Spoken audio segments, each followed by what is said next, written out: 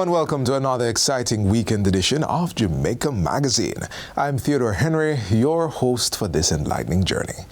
As we gear up to celebrate the World Day for Audiovisual Heritage, let's take a moment to appreciate the stories captured in sound and vision. This special day reminds us that every film, recording, and photograph is a thread in the rich fabric of our shared history.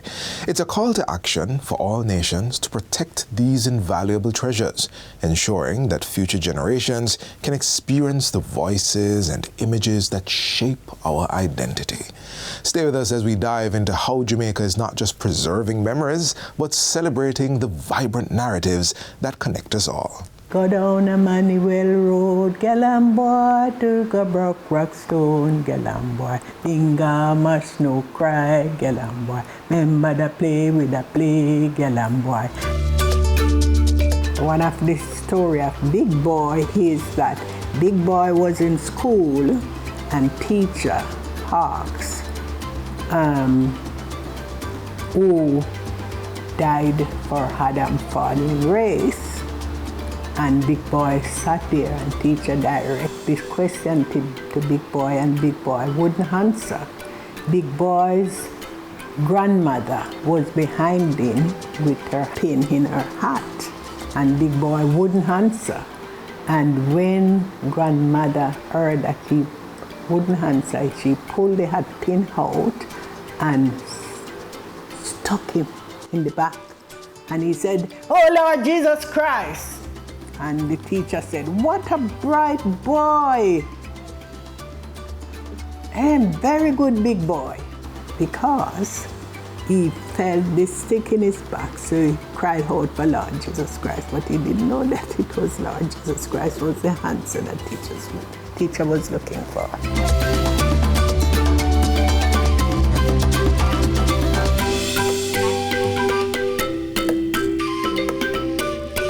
Thanks for staying with us. Let's shine a light on a groundbreaking initiative, the Marrakesh Treaty, a vital step toward ending the book famine for blind, visually impaired, and print-disabled individuals.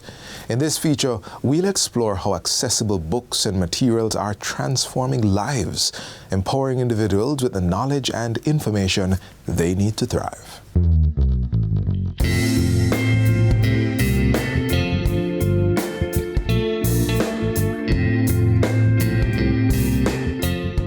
It allows for social inclusion, it allows for cultural inclusion, it allows for educational inclusion. Fertile grounds are brewing for the empowerment of persons with disabilities as a long-standing book famine faced its existential end. That's thanks to Jamaica's accession to the Marrakesh Treaty. Basically, what it does is it allows for the creation of accessible format books without being an infringement of the Copyright Act. In our instance, in Jamaica, it would be an infringement of the Copyright Act. This accession to the Marrakesh Treaty on the 28th of August 2024 enables access to published works as well as the production and exchange of copyrighted materials in formats such as Braille, large print, and audiobooks. Something that most of us take for granted. We want to read something, we go to a store, we buy the books. We want to read something that we don't want to purchase, we go to a library to access it. It's not that easy for everybody. Such has been one of the biggest setbacks for persons who are visually impaired, blind, and other print-disabled individuals without accessible format knowledge material. If somebody wrote a book and it is a printed book, you're not supposed to put it into another format without the permission of the author. The Marrakesh Treaty changes that, enabling access to published works as well as the production and exchange of copyrighted materials in formats such as Braille, large print, and audiobooks. It allows visually impaired, print-disabled persons and organizations acting on their behalf to create accessible format copies without needing permission from copyright holders. Jamaica went beyond the scope of the treaty to ensure the copyright exceptions also benefit individuals with hearing disabilities as it changed the copyright law to include the provisions of the treaty. less than 1% persons with disabilities in Jamaica are employed, and individuals with disabilities face significant barriers to education, primarily due to the lack of accessibility of material for them to learn from.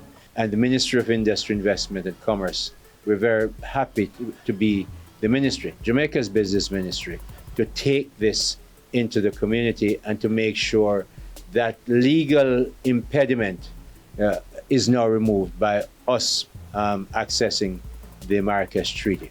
The World Intellectual Property Organization, which is a United Nations body, established the Marrakesh Treaty on June 23 of 2013. Jamaica is the 7th Caribbean country to enhance access to published works for persons with disabilities by acceding to the Marrakesh Treaty. It allows for cross-border exchange. So what that means is, if, for example, and our neighbors to the north are both parties to this treaty, so both Canada and the United States, they have several works in accessible formats. So with a cross-border exchange, we're allowed now to import those books, and it's not an infringement of copyright. So we have a wide, the famine now can be addressed fully because there are all these works that are available. And the World Intellectual Property Organization has an area called the Accessible Books Consortium. And under the Accessible Books Consortium, they facilitate this cross-border exchange. So we will be actively working with the Accessible Books Consortium of the World Intellectual Property Organization. Jamaica's decision to join the Marrakesh Treaty is a reaffirmation of the commitment to foster an inclusive society where access to information and knowledge is recognized as a fundamental right for all. The Marrakesh Treaty will have a profound impact on the lives of persons with disabilities, on the lives of our children who are desirous of being in school, allowing our educational institutions not to be limited in terms of the books and information that they will provide and how they will engage with our children who have varying disabilities. No longer can persons say that the materials are not available or we do not have, the wherewithal to provide same. The Copyright Act now has authorized bodies which are legally allowed to facilitate the cross-border exchange of published books and works in accessible formats for the disabled community. So it's not just the ordinary person who can do the cross-border exchange. They have to go through one of these authorized bodies. So it is a system that has parameters in place. So it's not just a free riding system, but it is a safe system so that those who need to get access will have access. And what the Marrakesh Treaty has done has made it now possible for anybody who is blind or visually impaired to decide, okay, this is an area I want to pursue. I can get the books. I don't need to wait on somebody to come and read to me. I now can take out my own book and do my reading on my own and prepare and become a part of my chosen profession. Just think of our students who are blind, Salvation Army School for the Blind, and those who have been integrated in other schools across Jamaica. They have had to either depend on others or go without or wait for study groups, to really get the material that they need. The Marrakesh Treaty, bridging the gap, ending the global book famine, experienced by persons who are blind, visually impaired, and otherwise print disabled, having access to less than 10% of published works globally. Learn more by visiting the Jamaica Intellectual Property Office website at jipo.gov.jm or call them at 876-946-1300.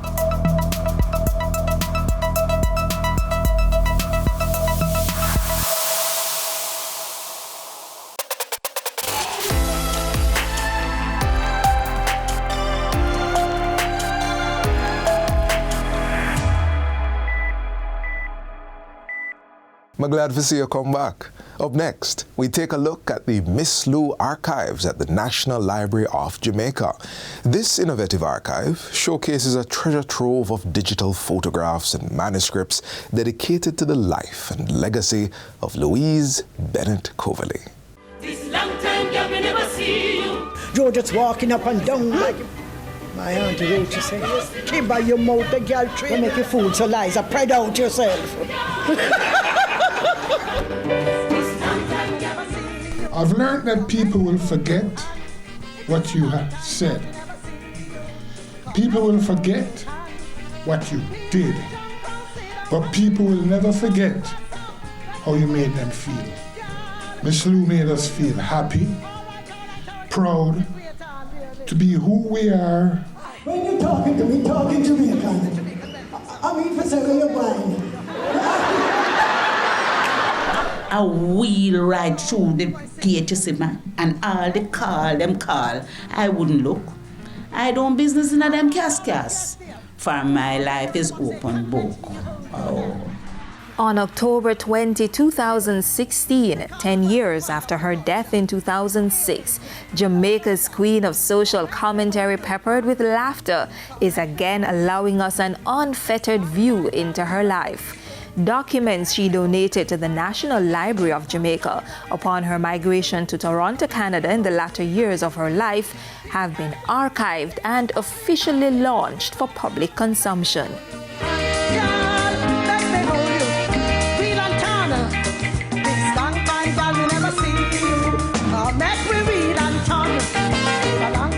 Memories are essential to our humanity. And as human beings, we have an innate need to remember the past. We must record our stories, and we must preserve and protect our heritage and our history. With the archives now at the National Library, it will facilitate keeping the memories of Miss Lou alive, and that we do not forget what she did and how she did it.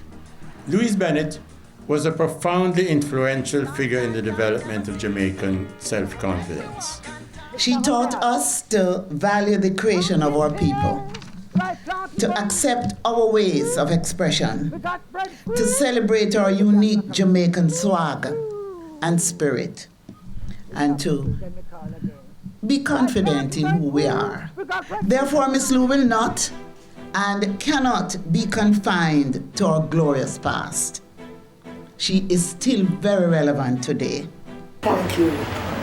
Through this new resource, Miss Lou Archives, we get a glimpse into the life of this Jamaican cultural icon as we have never ever seen before.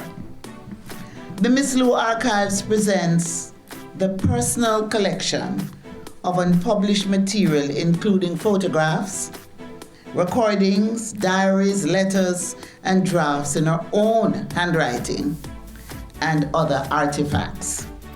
It adds to the vast trove of works by Jamaicans and about Jamaica, which is housed here at the National Library of Jamaica. As of today, persons researching the evolution of Jamaican literature, Jamaican language, Jamaican theatre, folklore, and the life of the Honorable Louise Bennett Coverley herself will not have done thorough enough research unless they consult these archives. So much was donated that the newly unveiled catalogue represents only about 80% of what is available. Much more is still to be catalogued from the personal papers of Miss Lou's husband, Eric Coverley, who was himself a theatre legend. Today, not only are we celebrating Miss Lou, but we are celebrating Eric Coverley. We have to recognize the part that he has played. He also was an extremely creative individual. The Miss Lou and Eric Coverley Archives is located in the Special Collections Department of the National Library. The collection is organized into 10 main series, which are further divided into other sub-series. You will be able to access it online. However, to view the documents, you will need to come to the National Library of Jamaica. Clients can consult the archive. You can make notes. But when you must acknowledge where you got the information from. In order for you to get copies, to use in a publication or any other form of reproduction, you must contact Miss Lou's estate. Miss Lou was selfless and operated in the premise that she would not hide her talent under a bushel, but to share it not only with her fellow Jamaicans, but persons all over the world. She was Jamaica. We didn't think she would be going anywhere. As a matter of fact, you thought she would be with you forever. And in the form of her papers, she is with us forever. I wish not for preeminence nor grand prize in a lottery, but power to express my whims and thoughts in poetry. Accept one of my madness. Accept one of my madness. Madness is the successor of hard work. Hard work, Miss Lou. Hard work. Therefore, if the madness is the successor of hard work, who are the maddest person here?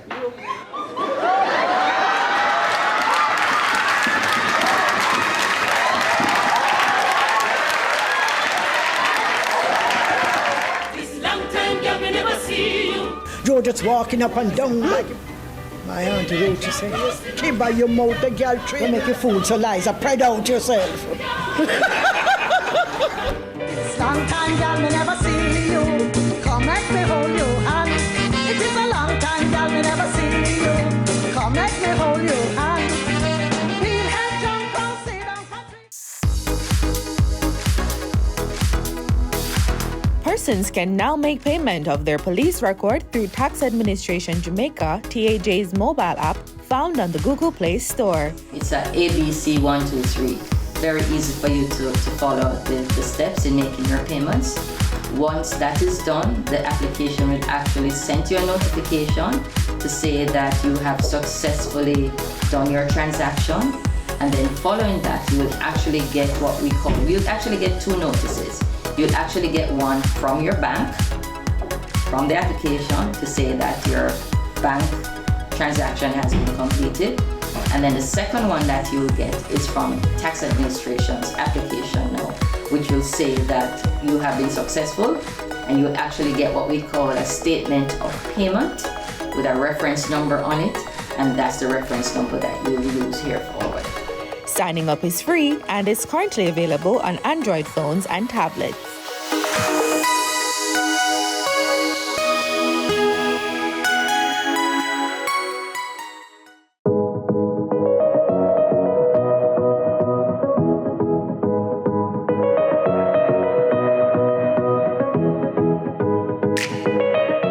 So it is important for us at JCA that our customers are treated fairly, right? And we know it's easy. I'm being frank, it's easy to blame customs for everything. But how do you verify whether customs is charging you or not? There's what we call a reference number, or we call it a C number. So if it is that you import anything, the de minimis is now $100 US.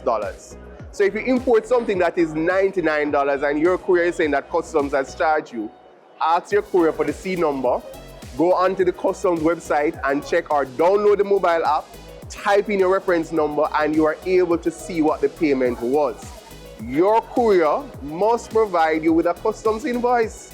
And if you have problems after that, send something to quick.response@jca.gov.jm and we will follow through, because we take these matters very, very serious. Send a report with your detail, identifying who you are, what your import is, who is your courier company, and the challenges that you are having.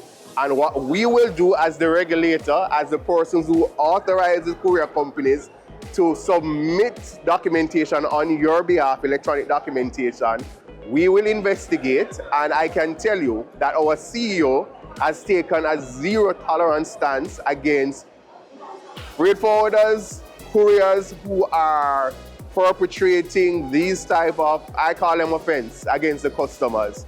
And there are avenues that are available if they continue to do these things, that there is redress and there are things that can be done. For example, we hope we don't get to that, but the commissioner has the power to suspend their access to our platform where these declarations are submitted. So we urge the courier companies, comply, treat your customers well, give them the correct information, and there's still opportunity for you to continue to make a wonderful living from the trade.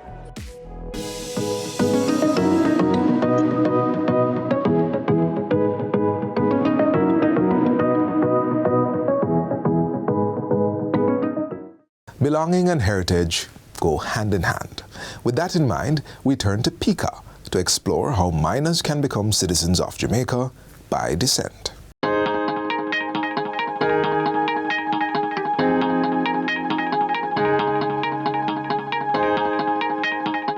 Navigating the Jamaican citizenship by descent application process for minors involves precise steps and key documents. The entity tasked with this is the Passport, Immigration and Citizenship Agency, PICA.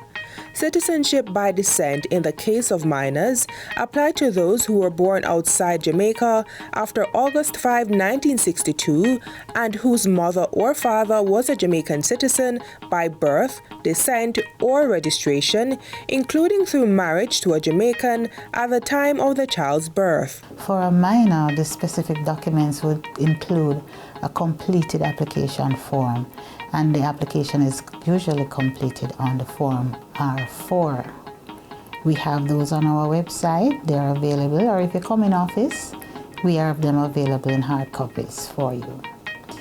The completed form would be supported by the child's birth certificate and those of the parents, as well as their photograph ID. So we have the relational part of it sorted out there, as well as the right of the parent to make that application. And once they've decided that they want the child to acquire citizenship, they go ahead and make the application. The legal process requires that the person acting on behalf of a minor must be either the parent or legal guardian. To apply, the adult must provide a court-issued legal document proving guardianship or a birth certificate showing they are the parent. Importantly, the parent or guardian does not need to be Jamaican. Foreign parents can also submit applications. So, having completed the form and you have the supporting documents, we require, in addition to those already stated, photographs of the child, and they must be certified to say that this is the image of the child and it is true. This would be supported by the child's passport to say that this is the child and goes by that particular name. And these are things that we check for during the process of submission. Once we accept the application, we review the document for their authenticity, and if there are any concerns, we can always raise them with the appropriate authority to ensure that you are not bringing any document to us that can be questioned. When applying, it's not just about providing the necessary documents. The application also requires references. Now, the application also requires references who should know you, the applicant, and can verify your background. So who you say you are that person.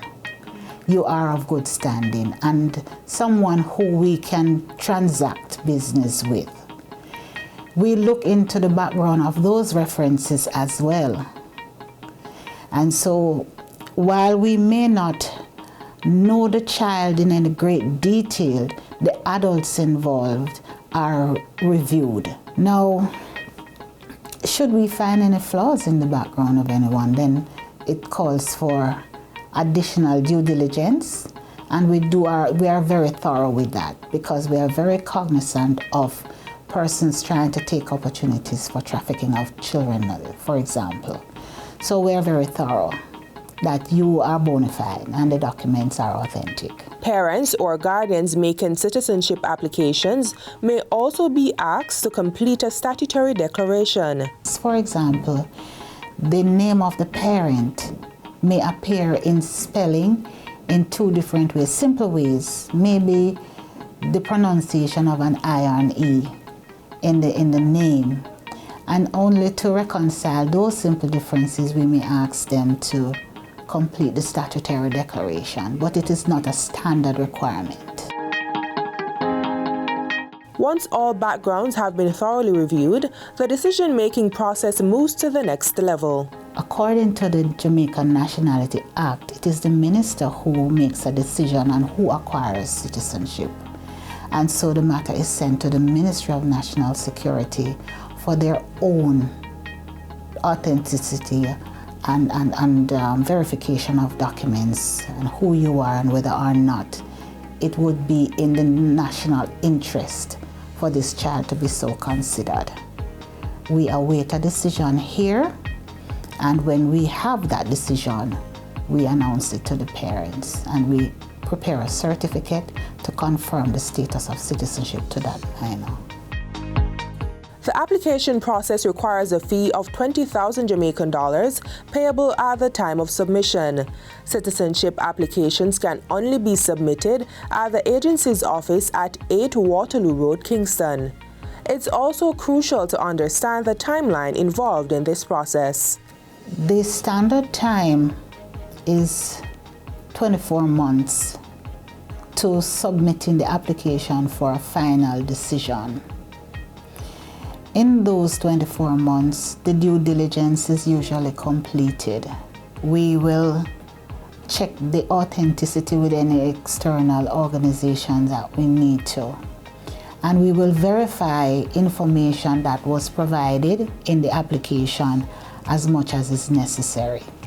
So in all, the total time taken to complete the due diligence is 2.5 years.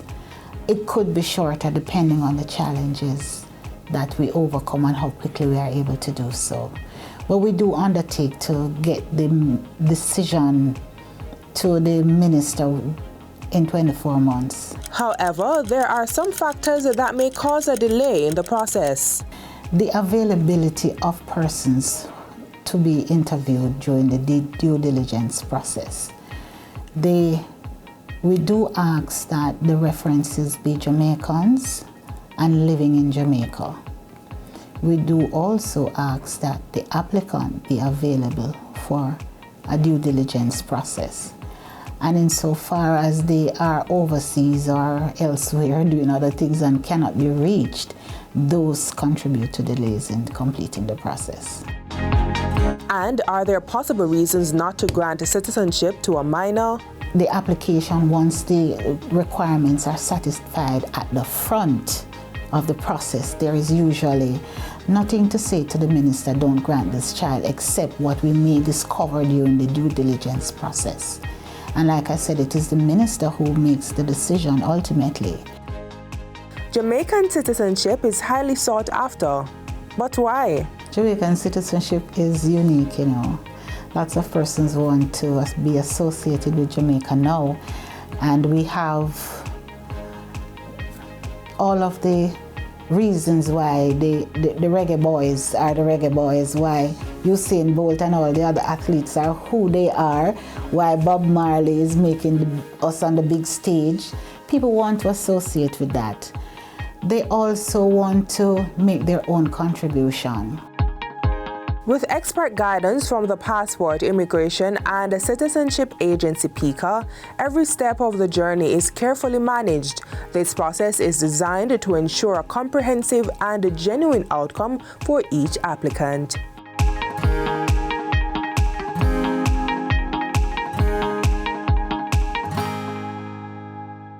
We are Holland High School. One love, one people, one heritage.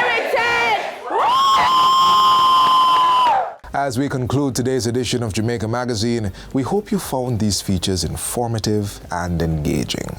Stay connected with JIS through our website at jis.gov.jm and on social media. On behalf of the production team, I'm Theodore Henry. Have a great weekend.